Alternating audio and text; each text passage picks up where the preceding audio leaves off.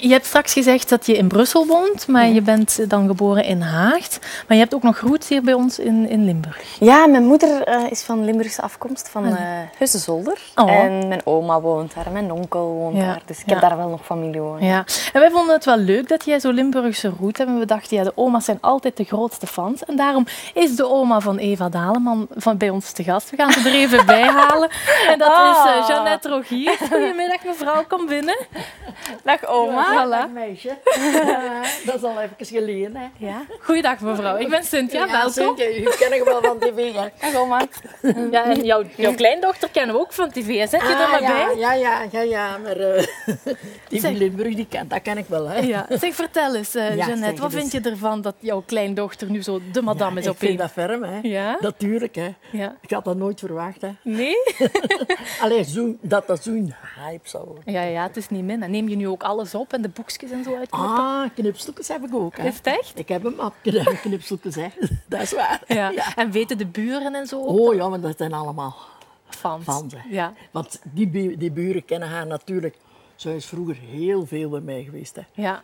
En hoe Met was een ze man als kind? opgeleid. Want ze is nog heel jong, hè? Maar hoe was ze zo als klein kindje? Heel slim, heel actief, heel Ja. dingen. Zij kon heel goed praten. Toen was ze nog maar een jaar, hè. Ja? Ik heb 7 kleinkinderen, hè, maar ik heb nooit iemand gezien die zo goed sprak. Zo jong. En wat vertelde ze dan zo al? Nee, maar duidelijk en Ja. ABN al. Ja. Van alles. Zat er al van kleins af aan in. Ja, dat is echt waar. Ja. Dat is echt waar. Ja. En ze had dan vroeger een lievelingsneef, hè. Mijn neefje van Een dezelfde neefje leeftijd. Roel, hè. Ja. En dan zeiden haar zusjes zo. Ons Eva, haar neef. Maar dat was hun neef ook, hè. Omdat zij altijd samen Zij waren altijd samen, Ja. die leeftijd Ja. paste goed, want ze was heel veel thuis.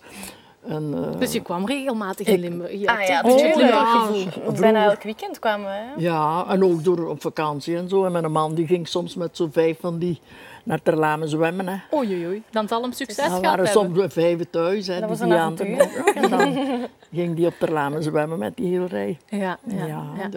En kom je nu ook nog regelmatig dan eens naar Zolder? Het is moeilijk omdat het zo ver is en veel werken. En ik ben blij dat ik haar eindelijk nog eens zie, want het was al veel te lang geleden. voilà. Dus mijn Wij plan zijn was... bezorgd. Ik ben om- toch nog eens bij u geweest, hè, op dingen in Brussel. Het is dat. En het plan was om straks naar de oma te gaan, maar nu is ze hier al. Dus... Maar je kunt nog naar de oma komen, hè. Dat zal je wel graag hebben.